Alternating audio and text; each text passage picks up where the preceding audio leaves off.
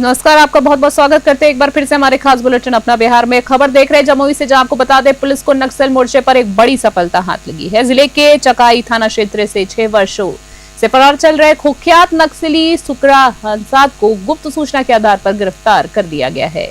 शनिवार को प्रेस वार्ता कर जानकारी दी है कि इनपुट मिलने पर तत्काल एक विशेष टीम गठित की गई। झाझा एसडीपीओ राजेश कुमार के नेतृत्व में एसटीएफ के सहयोग से चकाई क्षेत्र में घेराबंदी की गई और बीते रात आरोपी को उसके घर के पास से दबोच लिया गया है। पुलिस के अनुसार वर्ष 2018 में चकाई थाना में सुकरा हंसदा के खिलाफ गंभीर नक्सली मामला दर्ज हुआ था, जिसके बाद वो लगातार फरार था। गिरफ्तारी के बाद उसे मेडिकल जांच के उपरांत न्यायिक हिरासत में भेज दिया गया है। इस ऑपरेशन में झांझा एसडीपीओ चकाई थाना प्रभारी राकेश कुमार, हरे राम दुबे, एसटीएफ और बड़ी संख्या में सशस्त्र बल शामिल रहे हैं। जमुई से धेर राज की रिपोर्ट। चकाई थाना अंतर्गत 7 वर्षों से जो फिरार नक्सली थे सुकरा हंसदा, उसकी गिरफ्तारी की गई है। कल गुप्त सूचना के आधार पर ये पता चला कि ये नक्सली जो है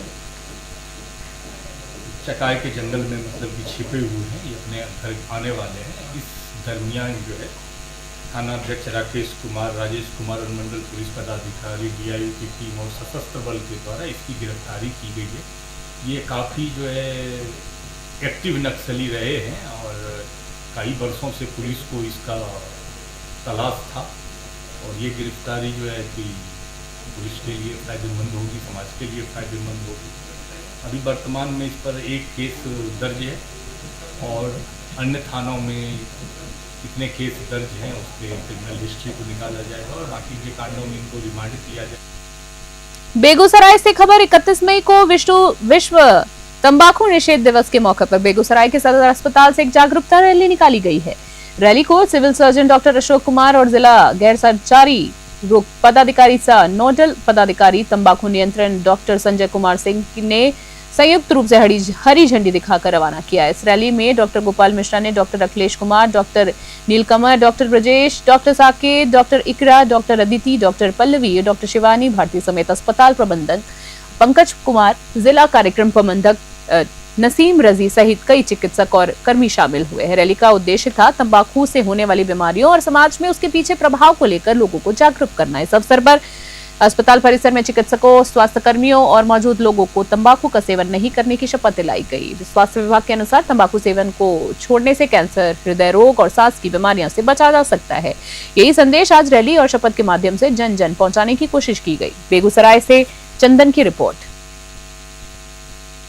2025 को विश्व तंबाकू निषेध दिवस है और इस अवसर पर यह रैली निकाली गई है कि लोगों में जागरूकता बढ़े, क्योंकि तंबाकू से सभी लोग जान रहे हैं और नहीं जान रहे हैं तो हम लोग अपने माध्यम से भी यह पहुंचाना चाह रहे हैं कि इससे हार्ट डिजीज ज़्यादा होता है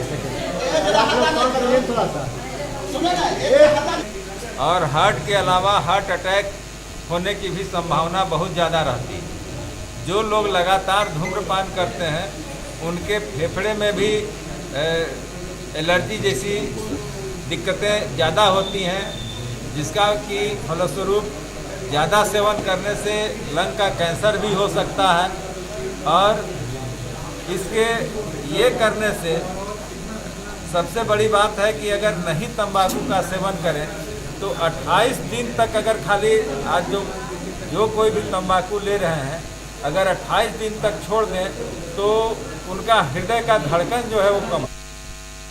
भागलपुर से खबर है, जहां पे बिहार कांग्रेस द्वारा शुरू की गई माय बहन मान योजना को लेकर भागलपुर जिला महिला कांग्रेस ने विधायक अजीत शर्मा के आवास स्थित कांग्रेस कैंप कार्यालय में एक प्रेस वार्ता आयोजित की है। विधायक अजीत शर्मा ने सभी कांग्रेस कार्यकर्ताओं को, खासकर महिला कार्यकर्ताओं से अपील की है कि वे जिले की हर महिला तक इस योजना की जानकारी पहुंचाए और निबंधन सुनिश्चित कराए, ताकि आने वाली महागठबंधन सरकार में ज्यादा से ज्यादा महिलाओं को योजना का लाभ मिल सके। जिला महिला कांग्रेस अध्यक्ष कोमल सृष्टि ने बताया कि योजना के प्रचार प्रसार के लिए प्रखंड स्तर पर कार्यकर्ताओं को सक्रिय किया जाएगा। उन्होंने कहा है कि बढ़ती महंगाई और बेरोजगारी से सबसे ज्यादा गरीब महिलाएं प्रभावित हैं और इस योजना से उन्हें राहत मिलेगी। उन्होंने इसे महत्वाकांक्षी योजना के लिए कांग्रेस नेता का आभार भी जताया है। भागलपुर से राहुल सिद्दीकी की रिपोर्ट।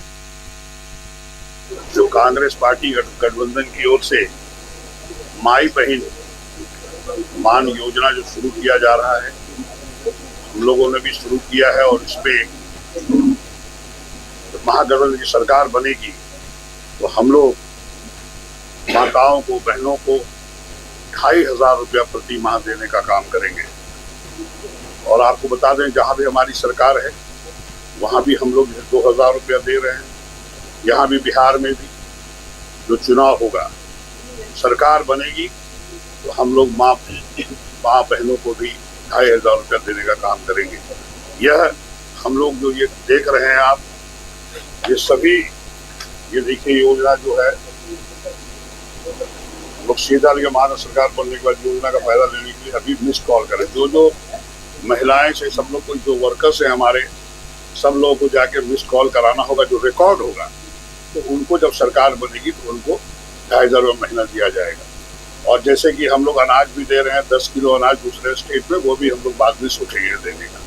इसलिए ये योजना हम लोग सभी मिलके निश्चित तौर पर एक एक घर जाके माँ बहनों को ये बताने का काम करेंगे। यहाँ जिला अध्यक्ष भी कोमल सृष्टि जी बैठी है, ऑब्जर्वर भी ज्योति जी बैठी है। हम चाहेंगे कि इस पर प्रकाश पहले अध्यक्ष महोदय डालें। का मैं हार्दिक अभिनंदन करती हूँ, स्वागत करती हूँ और माफी भी चाहूंगी कि हमारे वजह से कार्यक्रम में देरी हो गई, इसके लिए बहुत बहुत सॉरी।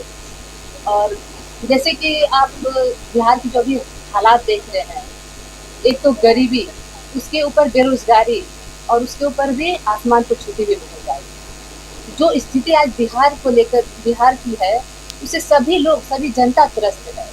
खास करके इस सब पर जो ज्यादा प्रभावित हो रही है वो हमारी महिला प्रभावित हो रही है। हमारी आधी आबादी जो है माते बहते हैं, वो लोग ज्यादा प्रभावित हो रही है। इसलिए प्रभावित हो रही है क्योंकि किस तरह से वो कम पैसों में कैसे वो घर का खर्च चलाती है, इतनी महंगाई में, इतनी गरीबी में, और ऊपर से रोजगार नहीं है। तो सोचिए उनकी क्या स्थिति होगी, क्योंकि एक औरत ही घर को संभालने का काम करती है।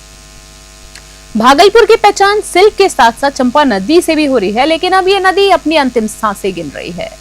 कभी हजारों हेक्टेयर खेतों के सींचने वाली ये नदी अब विषैला पानी छोड़ रही है, जो खेती तो कर रही है, खेती से तो दूर बल्कि इंसानों की सेहत के लिए भी खतरनाक बन गई है। चंपानगर निवासी इतिहासकार आलोक कुमार बताते हैं कि चंपा नदी सिर्फ जलधारा नहीं बल्कि इतिहास और परंपरा का साक्षी रही है। कि वो नदी है जहां सती बिहुला ने अपने पति को जीवित करने के लिए तप किया था, और ये नदी दानवीर कर्ण के सूर्य अर्घ्य का साक्ष्य है। आलोक कुमार बताते हैं कि चंपा नदी का उद्गम बांका की चंदन की नदी से होता है, जिससे ऋषियों के तपस्वी स्थल और चंदन वन के कारण ये नाम मिला है। इस बीच इस जल के पहले औषधीय गुण थे, अब चर्म रोग और इलाज की भी कोई संभावना होती थी, लेकिन आज हालात उल्टे हो चुके हैं। तिलका मांझी भागलपुर विश्वविद्यालय के रसायन विज्ञान विभाग द्वारा की गई रिसर्च में पाया गया है कि इस नदी के जल में कैंसर के कीटाणु मौजूद हैं। भागलपुर से राहुल सिद्दीकी की रिपोर्ट। चंपा नदी का उत्पत्ति स्थल जो सिमुरतल्ला की पहाड़ियों से माना जाता है।